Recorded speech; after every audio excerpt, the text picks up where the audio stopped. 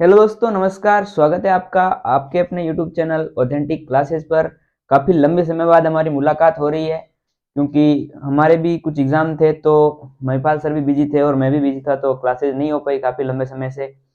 तो अब हम काफ़ी दिनों बाद वापस मिल रहे हैं और जैसा कि आप सभी को पता है, आपकी बीएसटीसी का जो एग्ज़ाम है वो संपन्न हो चुकी है और उसका रिजल्ट भी जो अपने प्रारंभिक शिक्षा विभाग है बीकानेर, उन्होंने जारी कर दिया है। आप सभी ने अपना स्कोर कार्ड देख लिया होगा और अभी तक आप सभी के बीच में असमंजस की स्थिति बनी हुई होगी कि काउंसलिंग कैसे होगी, काउंसलिंग कौन करवा सकते हैं या मेरिट कितनी रहेगी। तो उसकी चिंता से आप एकदम मुक्त हो जाइए। हम आज आपको बताने वाले हैं कि मेरिट क्या रहेगी, आगे की प्रोसेस क्या रहेगी। अब आपने आपके हाथ में था पेपर देना, वो आपने दे दिया है, तो अब आप अपना समय बर्बाद नहीं करें और आगे की तैयारी जो भी हो चालू रखें। या कौन अब इसमें कॉलेज किसको मिलेगी उसके बारे में हम चर्चा कर लेते हैं। तो हम पहला पॉइंट देखते हैं कि क्या रहेगी मेरिट। अभी आप यूट्यूब खोल के देखो, चाहे आप आसपास देखो, आपस में यही चर्चा हो रहेगी कि क्या रहेगी मेरिट। तो साथियों, क्या है कि पिछली बार जो मेरिट का आकलन था वो मुश्किल था, क्योंकि पिछली बार क्या है कि आपकी काउंसलिंग आईडी नहीं दी हुई थी। आपकी क्या नहीं दी हुई थी? Counselling ID.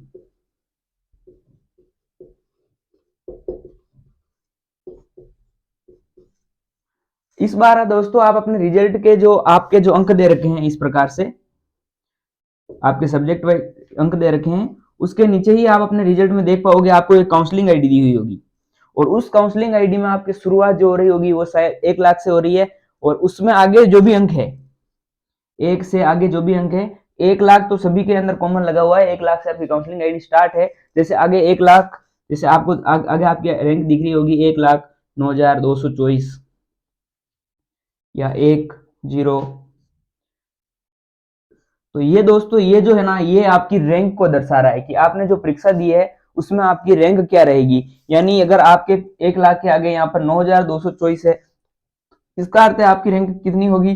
9,224। यानी कुल कॉलेजेज कितनी है, अब आपको अंदाजा खुद ही लगा लेना है कि कुल कॉलेज कितनी रहने वाली है आपके। 26,000 के समथिंग आपको कॉलेज है। कितनी है? 26,000 के समथिंग। अब आप खुद अंदाजा लगा दीजिए कि 26,000 के समथिंग कॉलेज है, तो आप अपनी काउंसलिंग आईडी चेक कीजिए कि आपकी काउंसलिंग आईडी क्या है। यदि आपकी काउंसलिंग आईडी मैं कहता हूं कि 30,000 के अंदर है, यदि आपकी काउंसलिंग आईडी 30,000 के अंदर है, यानी आपकी 1 लाख के आगे ये आपकी आईडी है, सॉरी,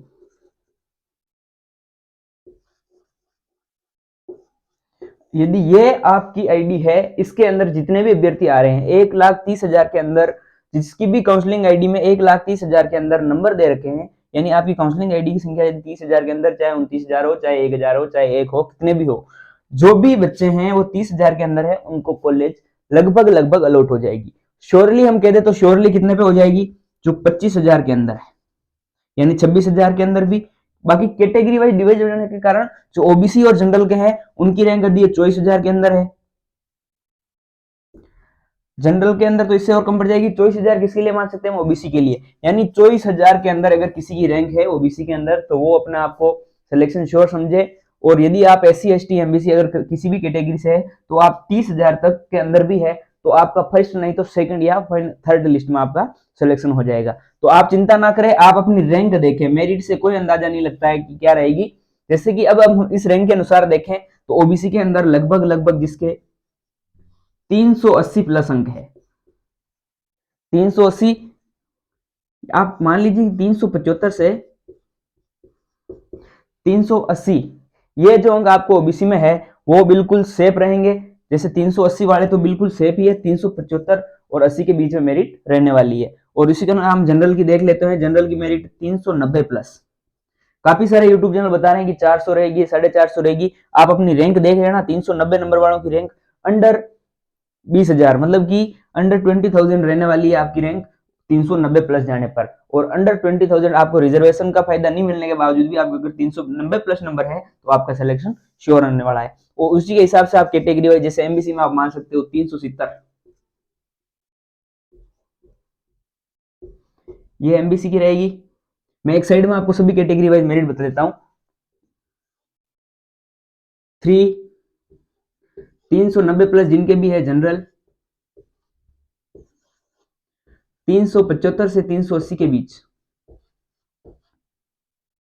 ये रहेगी ओबीसी, और लगभग लगभग आप मान के चलिए 377 ये रहने वाली है आपकी ओबीसी की मेरिट।